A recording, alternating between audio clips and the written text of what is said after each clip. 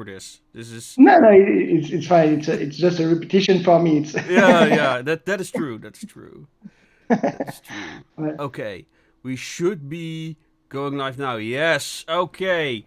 It worked now. Yes, ladies and gentlemen, we are live. Something went wrong at the start, but now we have everything under control. Okay, so ladies and gentlemen, of course, I'm Bonsert Bokel here with the Radio Retrofuture podcast, and we have a very special guest today, a veteran game designer and steampunk author, if I may call him that. The creator of Écreme, Alaxndre Clavel, and he's gonna be talking about his process, how he got to make his book, and eventually the role-playing game. Now, this is actually kind of like a two-parter in a two-part series of podcasts, because we first had one of his fellow. One of the translators of the game, because this is now currently on Kickstarter. So if you like what you hear, go look it up. Link should be in the description. And otherwise, you can find it right now on Kickstarter. And yeah, so it's I forgot when we did the previous podcast. I think it was 2 weeks ago. And Yes. so we talked a lot about the setting there, and of course the Kickstarter itself. And today we are going to be talking a bit more on how the books were created and eventually the role-playing game. So what we're going to do is first we're going to have a bit more casual conversation with Alaxndre before he's going to give a kind of like presentation, I suppose, which we'll see how it goes. This is kind of like something new to me as well. So yes, and with that, Alaxndre, how are you doing? I'm fine. I'm fine. And you? All right. Well, because we kind of like made a false start last time, I have to ask you again, like, who are you and what? How did Écreme come about? So I'm a French role-playing game author. So as my pronunciation and my accent is talking for me, and my main publication for time being is Écreme. I'm a chemist by training, and I'm playing role-playing games since my 15th, something like that. In fact, I was playing to HeroQuest. Yeah, I don't know if you know the board game, and with one of my best friend, and during every holidays we have to 1 month play together. So when you get back the following year, I said, okay, I have developed HeroQuest, like you will find you can play out of the box and so on. And I made a 1 hour play, and my friend said, okay, it's fine, but it's called a role-playing game. And there is already one I bring to you, and he bring me the green book of Warhammer. And it's how I entered in the role-playing game. So Mm-hmm. I never stopped playing role-playing games. My probably my other favorites role-playing games, and I will speak a lot probably later about them. The World of Darkness, the first World of Darkness, and Mm-hmm. especially Yeah. the Mage the Assassin. Mm-hmm. So, Yeah. um, Man, World of Darkness. Yeah, wargaming for me was also my first gateway into gaming. Well, not gaming overall, but especially into to role playing games, and kind of uh, like the fantasy sphere. Um, so when did you start to start creating Écreme? How did that come about? Probably I start around 2012, and I really start working and writing on it on 2013 to 2016 for the French crowdfunding. And I never really stopped working on this universe. Uh, so if I would like to present it, as you said, Jan, 2 weeks ago, I've presented very well the universe for your teams that were not present, and in order to avoid you to get back to the previous video, but I advise you to go there. I used to present Écreme as a mixture of Shinanieville Balag, so like Perdido Street Station and Iron Council, if you know them. No, not at the moment. Oh, I will, but I will get back to that. I really advise to all fantasy and geek person to have a look on this author.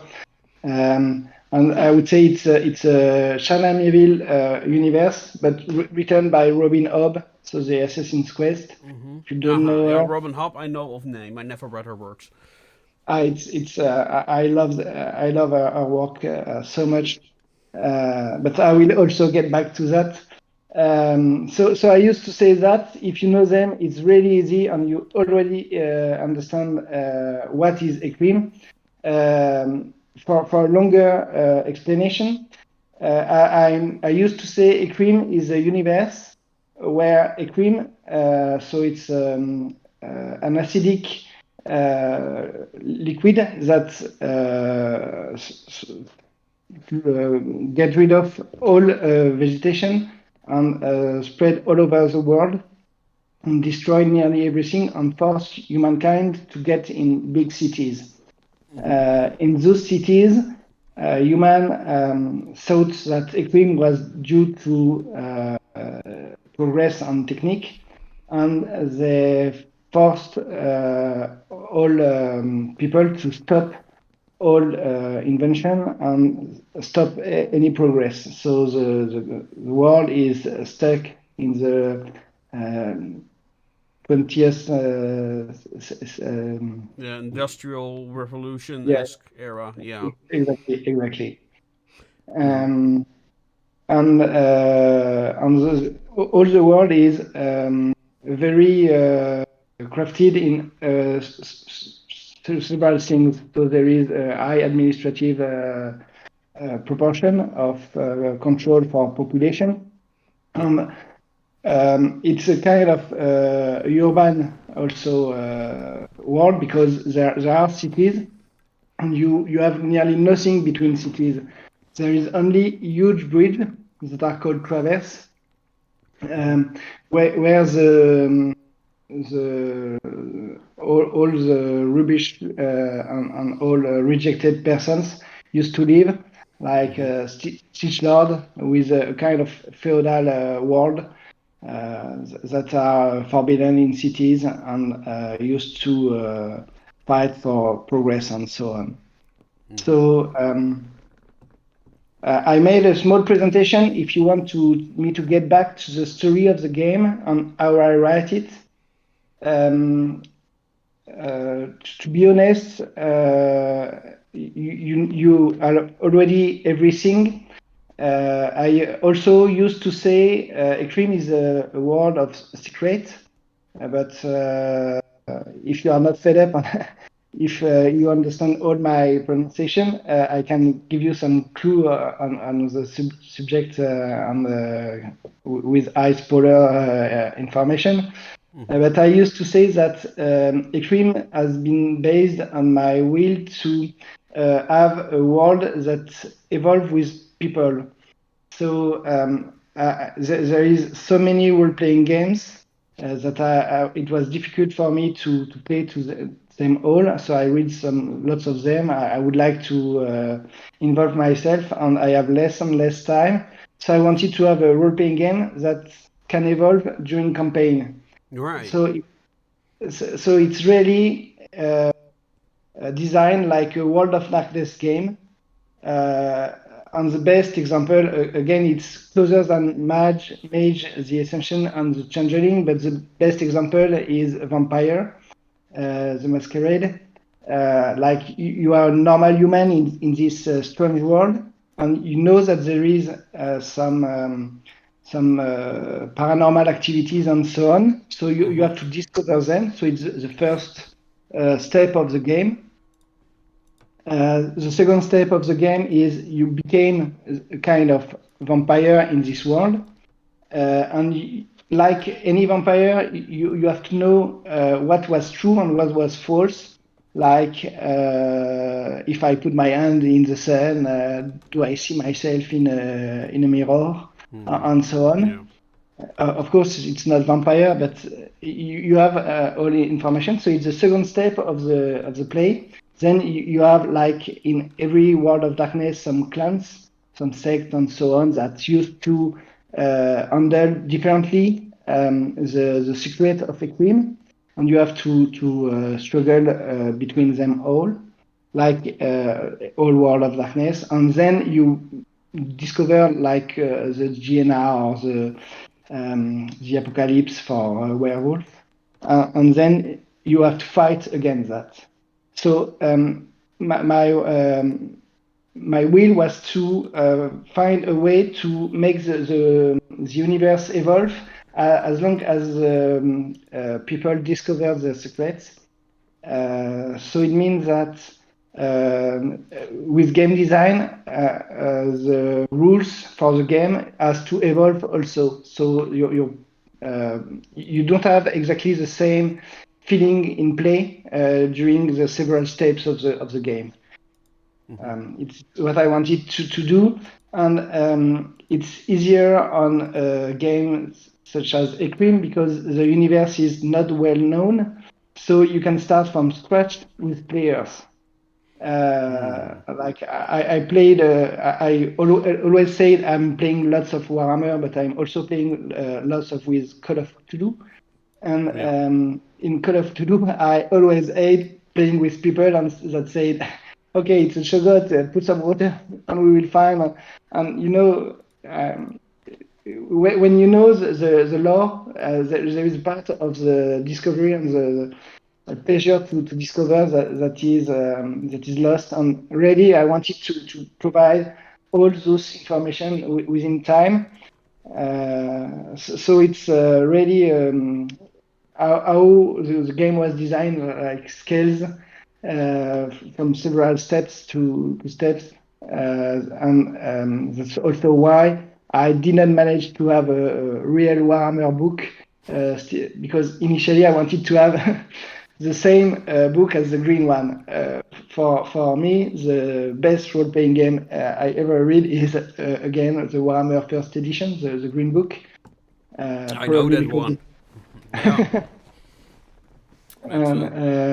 Yes. So, as you said, I had if you want, I made some presentation just for you. So I will show you on screen. Yeah, let's see how that goes. Yes. Just a moment. If it's not working. Yeah, just a moment as I set it up. If it's not working, I'm working stop, but on something in the background right now to make it all fit. But I have it under control, so be free to get started. Do realize it's really. Oh wait, can you see my screen here? Can I? Oh wait, let me see if I can enlarge this real quick. I'm gonna shut this. Oh, let me see. Okay, what I'm gonna do? Just come on. The system is not collaborating with me. Okay, but I'm gonna get this. I'm gonna get this done. If it's Okay. not working, Be free to continue your story in the meantime while I'm fidgeting about here with the background in my own professional way. And then there we go. We're getting somewhere now. Okay. So you can see my screen here right now. Okay. Go ahead. I got it on screen. If it's not working, we can stop. So again, my way was to design the Écreme like Warhammer or Call of Cthulhu. So it's I would call it a one-shot role-playing game with some additional books, especially made with scenarios or campaign in order to develop the universe, and also some background, but non-requested background to play. So it's how I designed this book. We need two books because as it's linked with secret with one for the player and one for the game master. And yes, initially, Écreme was designed by two French authors in 1994. That is called Mathieu Gabory and Guillaume Vincent. So Mathieu Gabory is a very famous novelist in France. He wrote several novels that all lead to role-playing games. He is very famous, and especially in role-playing games, and lots of very famous role-playing games in France.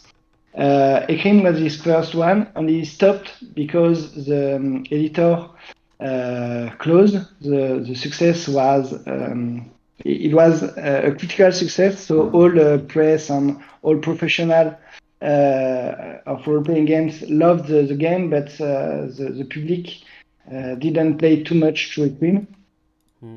And yes, it was then he wrote two novels that would merge in a book that is called Bohème, and then everything stopped until 2010, something like that. When we call back Mathieu, we reach his phone number and ask him if we will be able to write again on Écreme and have a new way of life for his role-playing game. So if you can still see my screen, there was, as I said, Écreme was a very innovative role-playing game because it was a completely different world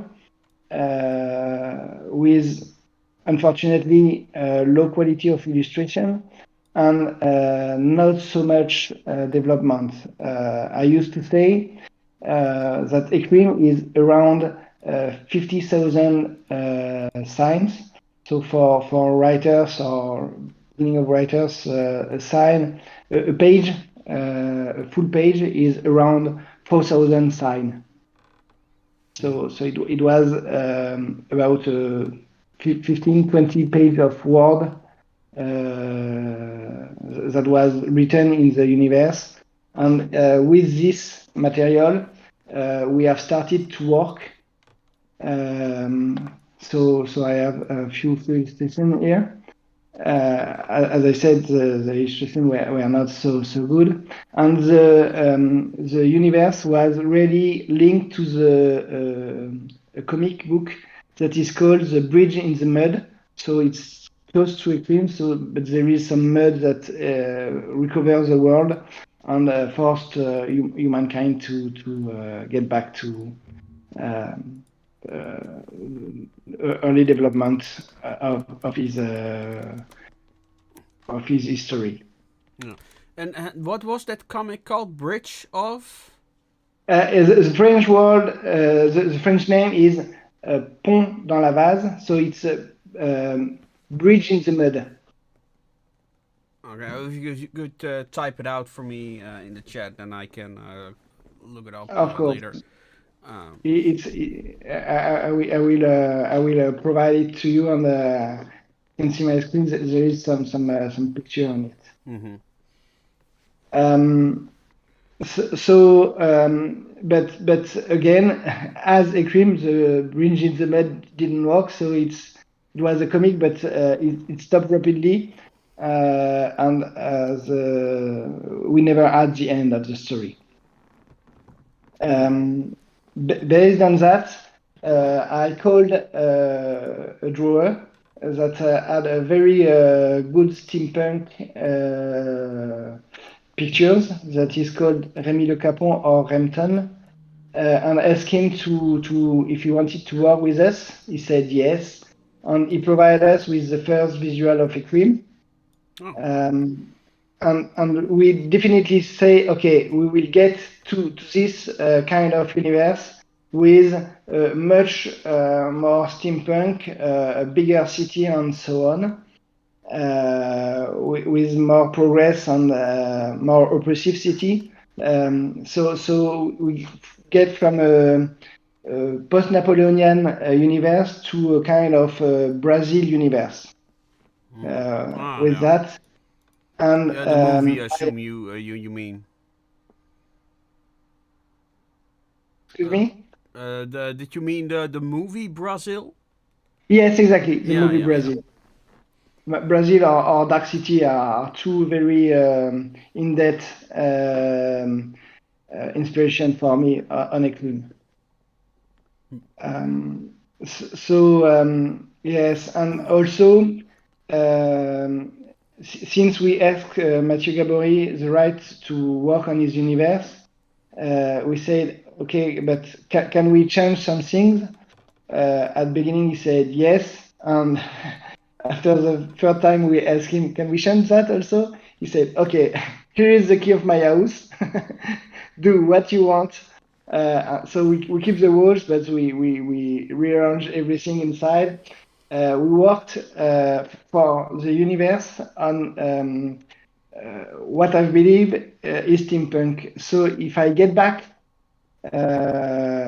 to Chinamiéville and Robin Hobb, it's what I like in Mathieu Gabory and in all universe.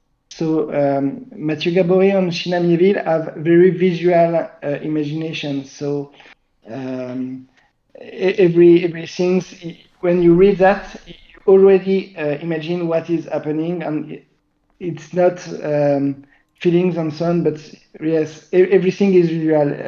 To stop a train in Écreme, to give you an example, I read all Chena Mayville books, but unfortunately I don't have example right now. But to stop a train, because there is magic in Écreme, you don't have to make some spell and so on. You have to put your hand on rails, and the rails begin to rise on your arms, and you melt with the rails to order to the train to stop.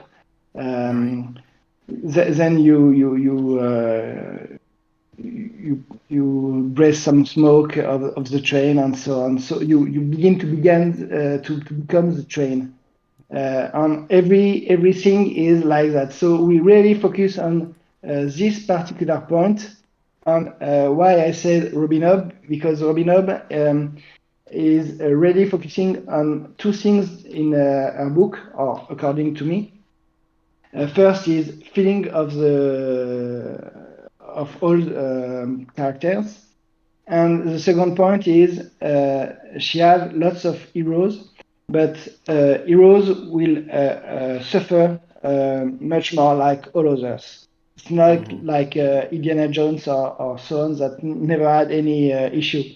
They will lose their friends. They will have some scars, and they will really suffer. They will have loss, but at the end, since and because of this loss, they will be heroes.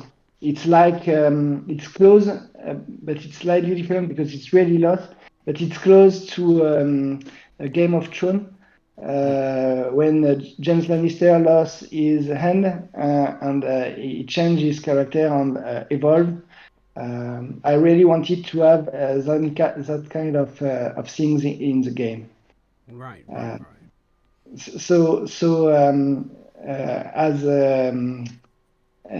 As Jan said, it's really slightly different because it's more used to play to Dungeons and Dragons.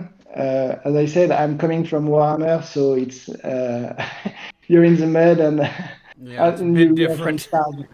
Yeah. So it's really that topic of games that I took, and of course, what I didn't say in the previous in the presentation of the universe, since there is no resources because Écreme have destroyed lots of stuff.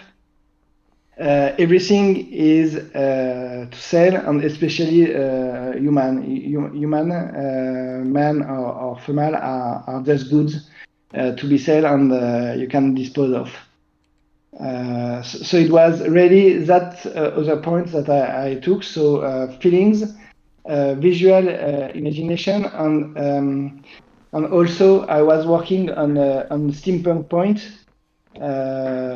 So I really wanted to have what I believe to be the right definition of steampunk. So if because I read lots of books regarding steampunk before writing on the universe and focusing on part of Mathieu Gabory work. But I don't know if you are aware of, but steampunk word is coming from K.W. Jitters and Dr. Adair. I love this book. And the Anubis Gate, so Tim Powers. Says steampunk is a kind of retrofuturist world. But I didn't want it to have this definition. I would prefer to say, okay, steam is the period of time, but we have to keep the punk attitude. And I believe that we could use a very good parallel between cyberpunk and steampunk by just providing problem on humankind issues in a retro-futurist world. You know, like according to me, the best stories for cyberpunk are kind of stories that emphasize on what is humankind, what are our current issue, but in future. So by providing the story and putting it in future, it used to sorry, I'm looking for the word to have the problem bigger, like they emphasize on problem and make it bigger and it's like of caricature. I don't know if the word Well, I mean, caricature is. how I describe it, I think it's the same as what you're talking about is cyberpunk in the past. Yes, exactly. But putting it in the past make it intemporal. Like I love for instance when I see that film, I loved Johnny Mnemonic with guys that put in his head some information to get down a great corporation. But when I show this film to my girls, they say, okay, it's a pity because the vision of future now is the wrong one. But if you put it to the past, this vision will still remain. And so yes, really, I focus on steampunk like that, and I used to try to feed all my imagination with current issues in France and in all over the world.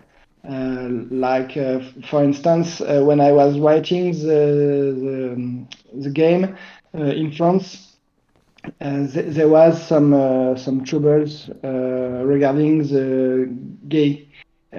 Some of the French population didn't want it to allow the gay population to get involved in to get married. So I really wanted to say, okay, what would it be in our world, and why is it so important for them, and why just to push players to think, okay, is it really an issue?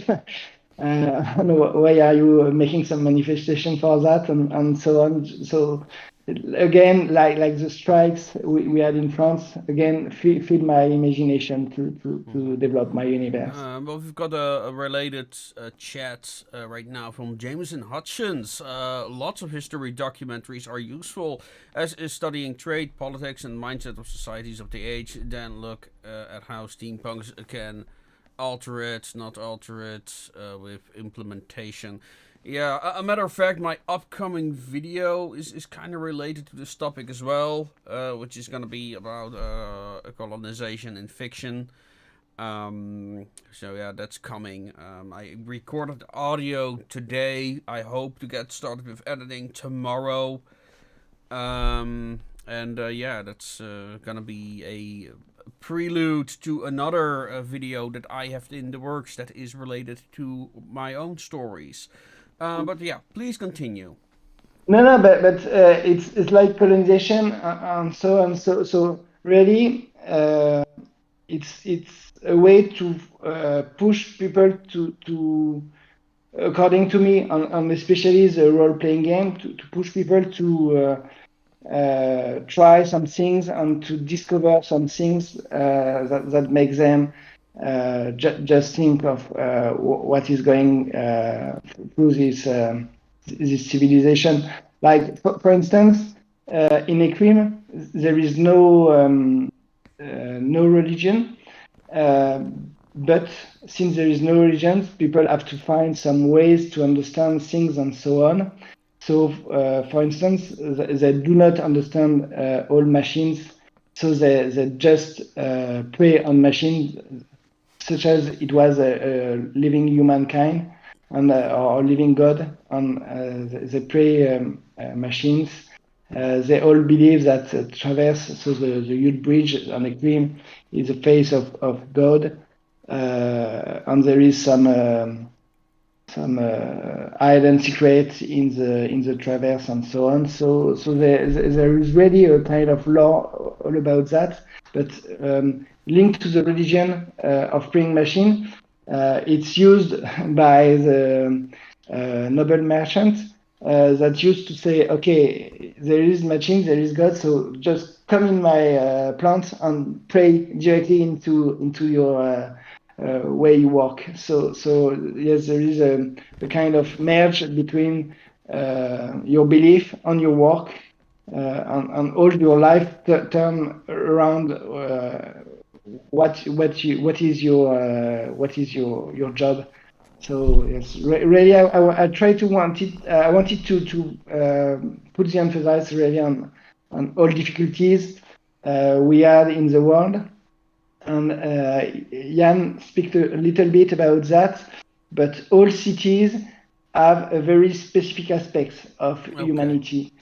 So there is 35 cities in the current developed universe, and all cities are very specific. So there is all like for all Zeppelin and so on. Venice, that is the city of art. Like Amsterdam, that is the city of pleasure, and so on. So every city have a very market character. We can push the game to explore some way of humanity. So it's really how I try to design it. Of course, keeping it in mind that it was a game. But yes, if for few players I managed to have this way of thinking, I would be quite happy of that. Yeah, so quite a project. Yeah, but were the books and the game system created at the same time? Exactly. So I used to say that the longest part is the game system, and for all role-playing games writer, I use also to say if you want to be a role-playing games writer, write and write and write again. So the system, according to me, was I like all systems. I like again. I'm coming from Warhammer, so easy systems that can be completely avoided during the play. And I worked on skills with three aspects. I discovered this game later, but according to me, the closest the closest system is the one from Barbarian of Lemuria. I think there is a generic version that is called every when, something like that, everything when or something like that. But it's Barbarian of Lemuria. In Barbarian of Lemuria, you have some traits with 3 aspects, and you add 2 6 die in order to be above a difficulty. So it's how we have designed the system. So it's, if you understand that, you have nearly understand all the system. The only difference is that there is 2 die. One is for the emotion and one is for reason. And reason and emotion are always fighting together. So when you win and the biggest die is emotion, you have to describe with emotion, and when you lose, and so on. And it's working also with margin of success. So it's how I designed the game system. So very easy to understand, very easy to forget during the play. Game Master, I'm not fond of using my dice. So Game Master, do not use the die too much. And of course, there is a free traits that you can invent. So if you are, for instance, very tall, you will have some difficulties to hide, but you can intimidate someone more easily. So it's a very easy one. And low number of skills. So there is only 15 skills that make all the characters. Have you tried it? I have not yet tried it, so it will all be new to me. Um, yeah, currently I've got somebody else working on their own game, and we're basing that on Savage Worlds. But yeah, overall I should be playing a lot more RPGs, but I just don't had the time. That's No, it's fine. It's fine. But yes, really, in fact, the system is in 10 page. You learn the system, and you don't have any need to the book. The only small difficulty is for magic beings. There is some free possibilities. So as a big fan of Mage, the Ascension, I don't use the spheres compound like Mage, but it's a free magic system. So system is additional skills, and you can make some stuff as you like and as you propose to the game master. The only difference between Mage and Écreme. So of course the magic is not the same as Mage, because there is some difference. But the main difference is since you know magic, you can do everything. So like I used to say, if you know how to summon a demon, you can summon a minor demon, or the great demon and the biggest demon from the hell. There is no difference except the difficulty. So when you make magic stuff, you used to roll not 2 dice but 4 dice, and take 2 dice for realization and 2 dice for your preservation of what would happen. So it means that you can realize a very important spell, even if you are a beginner, but there are some risk, and you have to handle them. It's like in combat or in brawling, you have to strike and to defend yourself at the same time. There is no initiative roll. Everything is at the same time, and you have to handle that. So it's a little game within the game. But really, it's really focused on yes, magic and emotion, and sharing everything to other people. So if you want after the talk, we can have a little bit of time with spoilers and so on. Mm-hmm. All right. The magic. Well, that would be lovely. Because I do like the idea of the characters fighting their own, well, reason or instinct. I think that's an interesting concept. It's yes, it's exactly that, and this point was really inspired from the Robin Hood writing. So, Mm. one of the characters is called Duty, and the other is called Feelings. Well, And, I mean, the idea of, well, our own system will be focused more on, characters are going to be more dependent on using gadgets and specialized equipment to attain their goals. That's an intentional choice of mine. That characters really have to think about requisitioning devices and making stuff and coming up with plans. So I guess yeah, my game is going to be a lot more operations based. Um, but I also one of the themes in my stories, especially the my latest novel, is about characters being confronted with the mysterious and the mythical. Where you are basically a rational person living in what essentially is a society that believes in magic. Like it's not a fantasy setting, so there is no mages and that type of thing, but people believe it's real.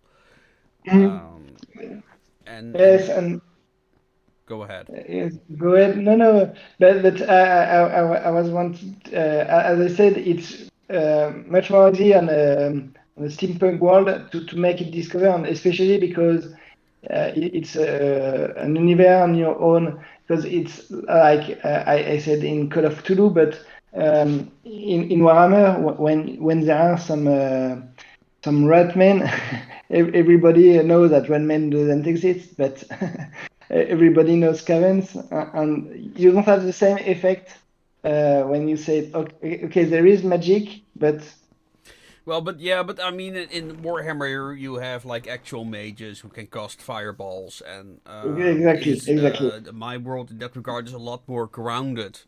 But people do strongly believe those forces are real. People Hmm. believe there are spirits wandering the world where they live in, and they interact with them as if they're real. And Yes, the exactly. main character herself. Well, okay, so here's a bit of Association of Ishtar lore. So I don't know if you know anything about my setting, but it's a multiverse where you've got the main world where the Association of Ishtar exists on, and then there are all these alternate versions of Earth. And one of the characters is one of these worlds, and they all dress like mages, Hmm. but what they believe is magic is actually technology. Okay, So they have all kinds of special cybernetic implantations, but they're convinced it's all magical. So they okay, describe internet connections as ley lines and stuff like that. And okay, she comes from that world. She gets trapped on the world of the Association of Ishtar because they don't want her back. Because, otherwise she breaks the spell, you know? So she becomes like, kind of like, I don't know, atheistic, shall we say. But then she goes to another world. Um, Long story behind that. But there are all these people who believe in spirits and believe that they need to go to places, they need to like appease the spirits and all that type of thing. And of course he first assumes that's all nonsense, but people keep talking about it as if it's all real. So she more gets carried away in a way, and then she's also down in those tunnels, and that also, like, she has all these experiences and all these feelings and all these sensations. Like, okay, well, maybe the spirits are real. So she starts to gain a new type of appreciation for such beliefs. So that's part of her story arc, so to say. And it speaks to me because my family comes from Indonesia, so I grew up with all that stuff and on all those rituals and all those warnings about don't interact with those objects, and so that's very ingrained in my character. Okay. Talking to you, I really find some resonance with Écreme. So much. It's really funny. Anyway, yes. So if I get back to your to your initial talk, Yeah. it's yes. I really designed the game system like that, but I wrote some role-playing games before. I made them trials with people, and on that, I play with this system on lots of other role-playing games, like Call of Cthulhu, especially, but a French Dungeons and Dragons, and also I played lots of Seven Seas scenarios, just to push to say, okay, I want them to suffer, but I would like them to also be heroic, just to ensure that everything is working well. And everything is working well because I'm working on the SRD version, because I would like to put this system on a Creative Commons, the Écreme system on a Creative Commons way. And it doesn't have evolved since 2014. The rules are very close to the beginning. So because probably it was very simple, I didn't make any modifications. So the US version will have some additional advice.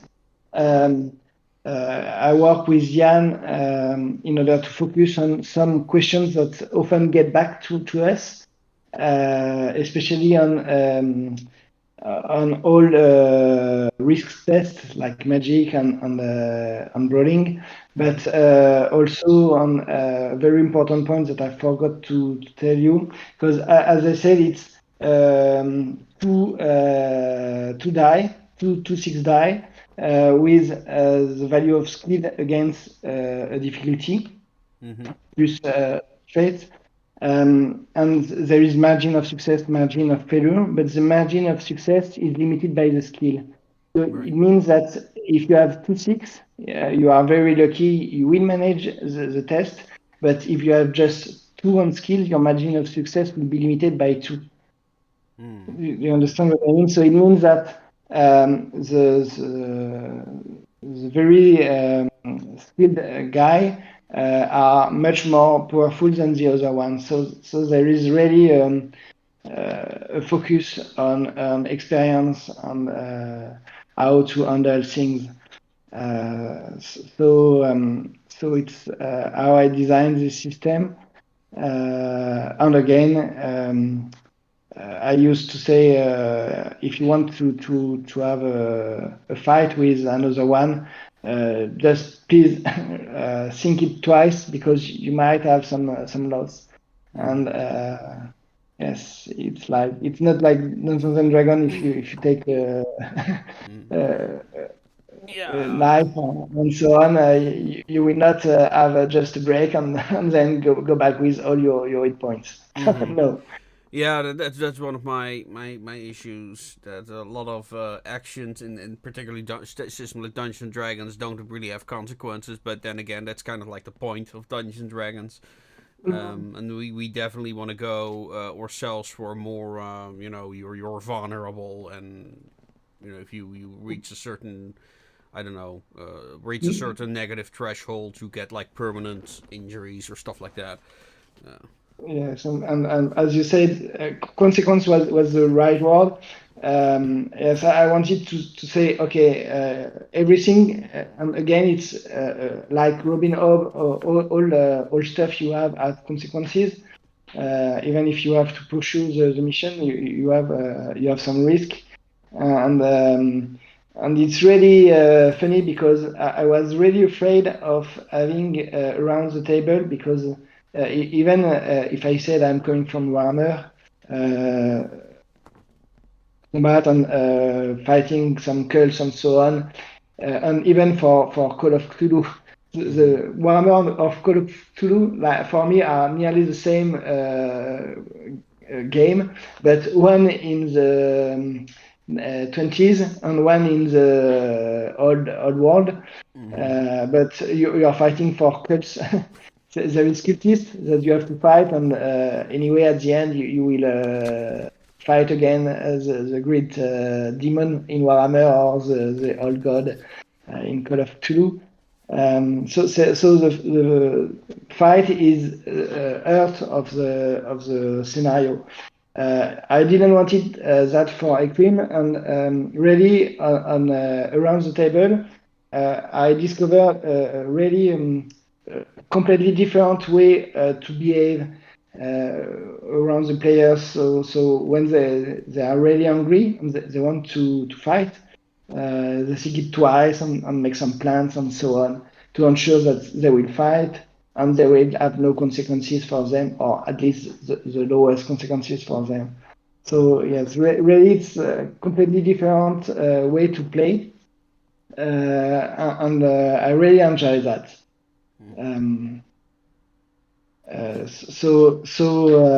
But again, as game designer, the rules took me the longest time to develop and to adjust.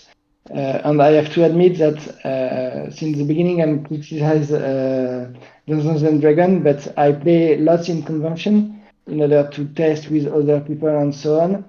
And Dungeons and Dragons players was the best one to help me to fine tune my game system, because the other ones that say, okay, it's quite narrative, so it's fine. Anyway, it's not perfectly fine, but you can play and so on. But I said, no, I want a game system that can be handled and that is very efficient to work.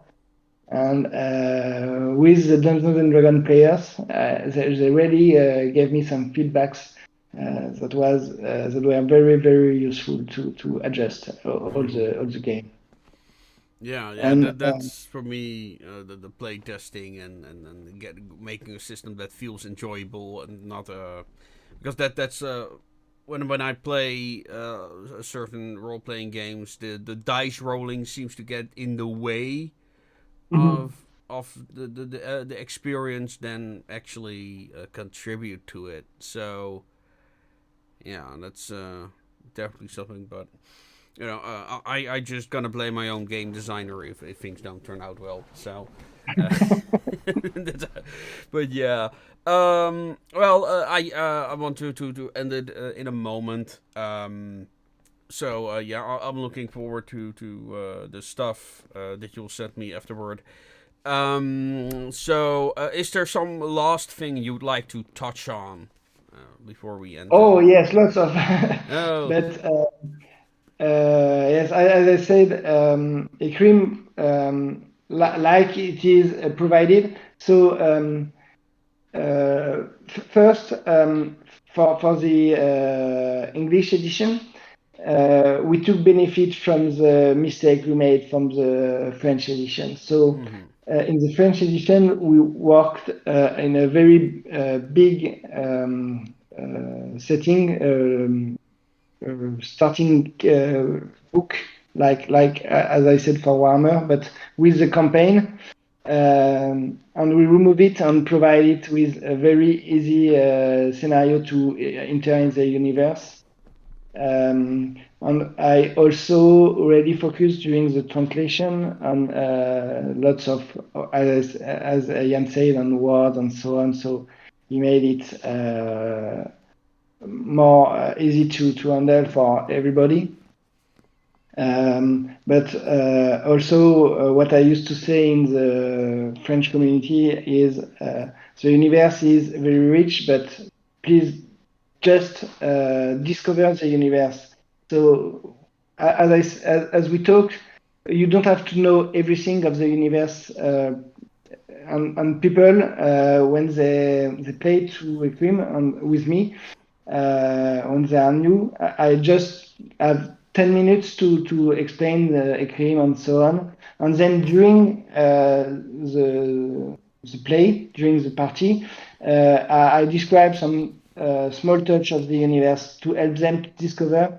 And it's really funny to let them discover the universe this way, like really like a series of I would say Netflix, but Disney Plus and Amazon on all stuff like that. When you start, you do not know the universe. You have few tips, but you do not know.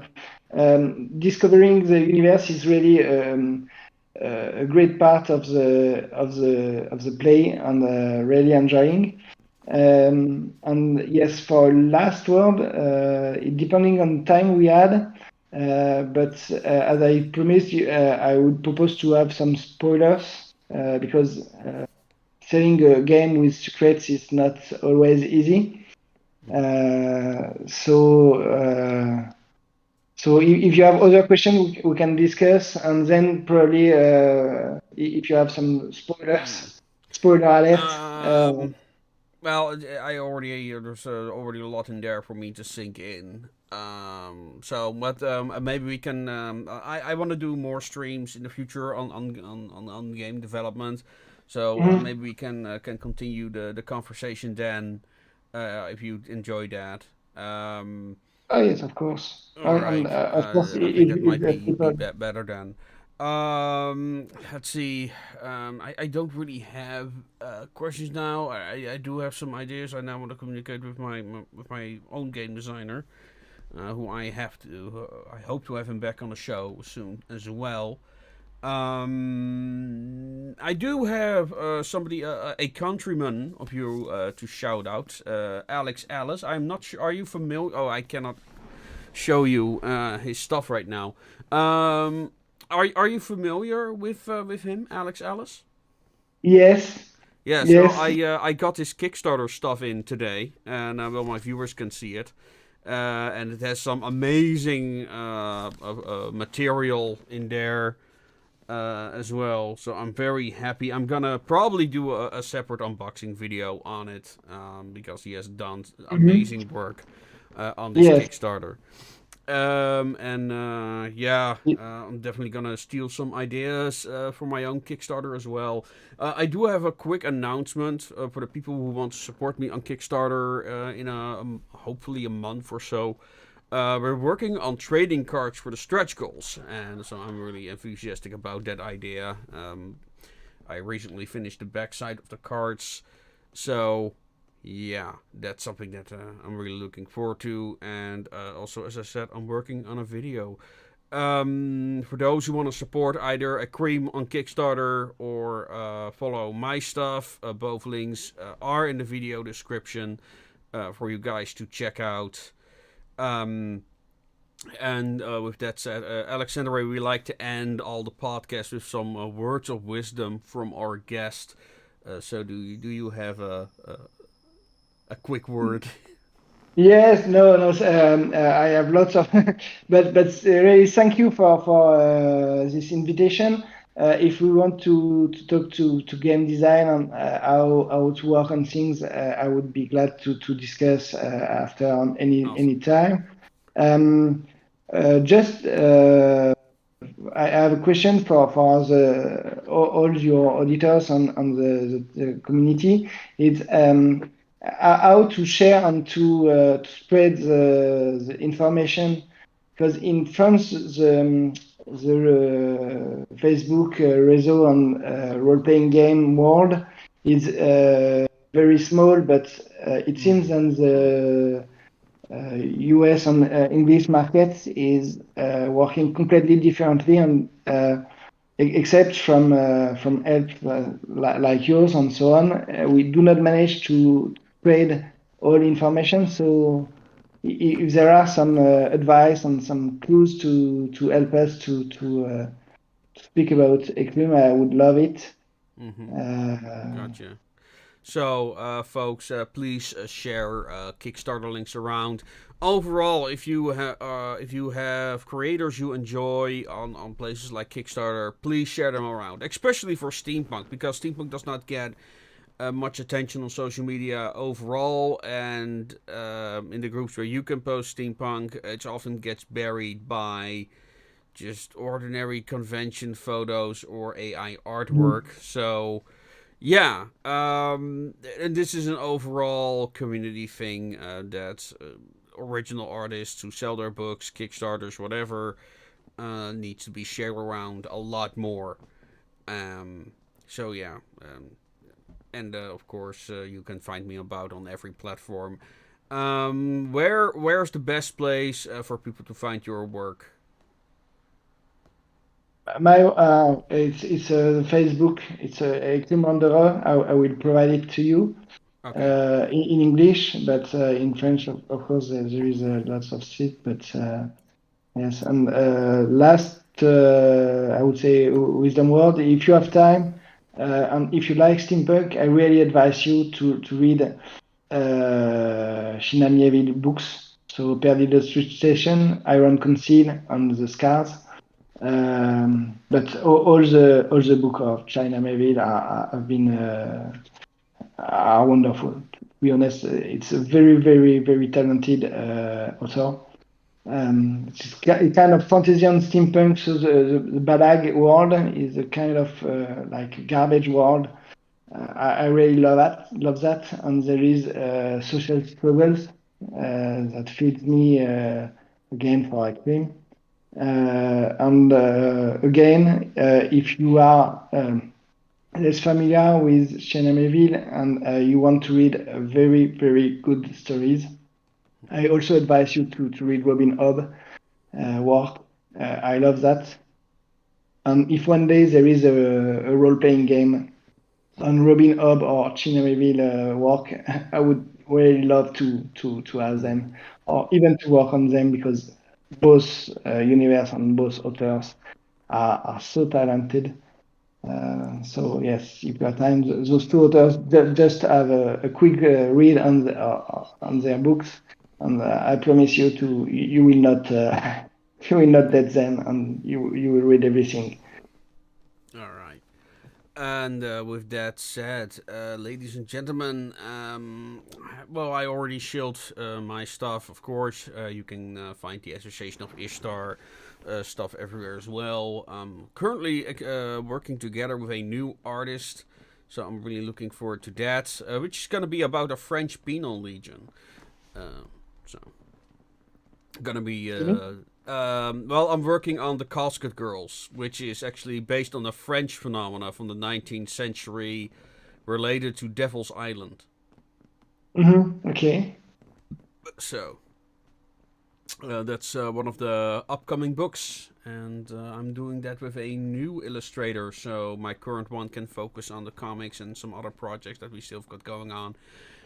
And excuse me. With that, ladies and gentlemen, I'm gonna bid you adieu. Enjoy your day, and as always, make things your way. Good Okay. night.